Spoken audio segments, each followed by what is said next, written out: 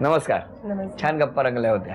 अण्णांना मी थोड्या वेळाने बोलवणार आहे, कारण मला जाणून घ्यायच्या आहेत बऱ्याच गोष्टी. पण मला सांगा, मला जेव्हा लग्नाचं घरी कळलं तेव्हा काय झालं? घरी म्हणजे माझ्या घरी कळलं म्हणजे सुरुवातीला थोडं सांगून टाकलं. सांगून टाकलं. आणि यांच्या घरी म्हणजे जेव्हा मी 2-3 वर्ष झाली तेव्हा जेव्हा ठरवायला म्हणजे वेळ आली की आता लग्नाबद्दल काहीतरी, तेव्हा यांनी मग घरच्यांना, त्यांच्या अण्णांना, मम्मींना वगैरे त्यांनी सांगितलं. मग काही रिॲक्शन काय होते?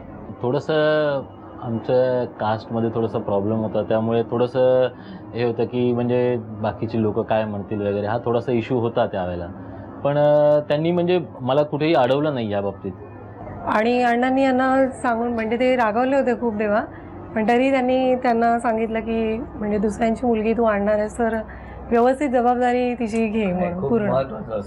बरं, जरा अण्णांना बोलवा ना. ते मगाचपासून ना एक प्रश्न माझ्या डोक्यात असा सतत असा राहिलेला आहे. अण्णा या या. अण्णा नमस्कार. या या या बसा. अण्णा अण्णा असा इतका वेळा तो विषय आला की मग मला वाटलं की आता तुमच्याशी गप्पा मारल्याच पाहिजेत. तुम्ही पहिल्यापासून राहायला कन्नमवार नगरमध्ये? नाही, आम्ही पूर्वी भायखळ्याचे. तुमचे मित्र कुठे सगळे? सर्व मित्र आमचे भायखळ्याचे जास्त. भायखळ्याचे. पण तुम्ही मुलुंडला जायचं कधी फिरायला?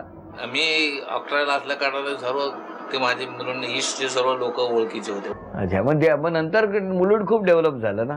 आता पुष्कळ झाली. आणि गार्डन बिर्डन झाली. गार्डन एकदा हे दोघं आमच्या बाजूला बसलेले होते. काय सांगताय?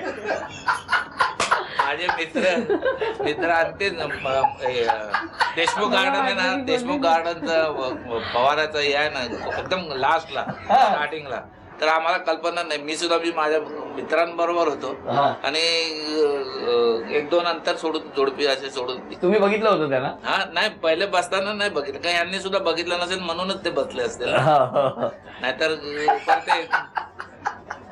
नाही. पण मला सांगा की तुम्ही ज्या वेळेला तिथे त्यांना बघितलं, तुमच्या मित्रांमध्ये तुम्ही बसलेले होते, त्यावेळेला तुम्ही काही दाखवू नाही दिलं त्यांना? आजपर्यंत नाही माहिती त्यांना? असं वाटतंय की तुम्ही ते बघितलंच नव्हतं? अंदाज आहे त्यांना? म्हणजे आता तुमच्याशी बोलले असतील या इंटरव्ह्यू मध्ये. पण मी माझ्या मित्राला नंतर सांगितलं की हे माझा मुलगा आणखी आहे. आज तुम्हाला कळलं त्यांनी बघितलं होतं?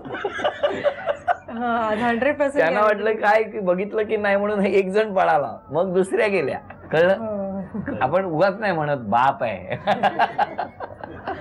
इथे या इंटरव्ह्यूच्या यांनी सुद्धा माध्यमातून मला सुद्धा असं सांगायचं वाटते की ज्यांनी त्याला पसंतीचं ज्यांनी त्यांनी करावं, पण आपल्या आईवडिलांना जन्म देताना त्यांना थोडीशी तरी कल्पना द्यावी, त्यांचा विचार घ्यावा. ते काय तुमच्या विरोधात नसतात, बरोबर, परंतु ते ज्या समाजात वावरत असतात त्या समाजाला घेऊन सुद्धा पुढे जायचं असतं त्यांना.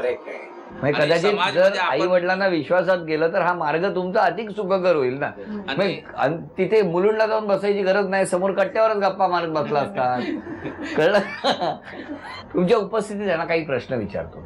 हा, बघूया आता. हे गार्डन मध्ये त्यांना वाटलं. आता क्लिअर झालं का तुम्हाला?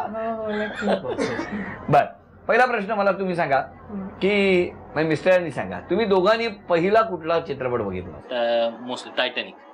पहिलाच बुडणाऱ्या जहाजाचा पिक्चर बघितला त्यावेळेला तोच होता. आणि प्रेमात तुम्ही बुडालेले होता, त्यामुळे बरोबर आहे. अभिनंदन. चला, पहिलं उत्तर बरोबर आलं. तुम्ही सांगा, मिस्टरांना तुमचा कोणता गुण आवडतो? म्हणजे साफसफाई, घरात ठेवणं, स्वच्छता ठेवणं. काय? मला वाटतं तिचा स्पष्ट वक्तेपणा मला आवडतं. तुम्हाला? अभिनंदन. त्यामुळे हे उत्तर चुकलं, म्हणून अभिनंदन. तुम्ही सांगा, वहिनींचं अतिशय प्रिय अक्षर कोणतं? कदाचित प्र असू शकतं. प्र असू शकतं, कारण की म्हणजे मी तर आहेच प्रशांत, माझा मुलगा आहे प्रज्वल, आणि बरेच म्हणजे तिचे जे फ्रेंड्स आहेत ते प्र वरून आहेत. जे प्र वरून मला ज्या व्यक्ती भेटल्या ना त्यांच्याशी माझे संबंध खूप चांगले टिकलेले आहेत. उत्तर बरोबर, अभिनंदन. आता तुम्ही सांगा, मिस्टरांना काय कलेक्ट म्हणजे गोळा करण्याची आवड आहे?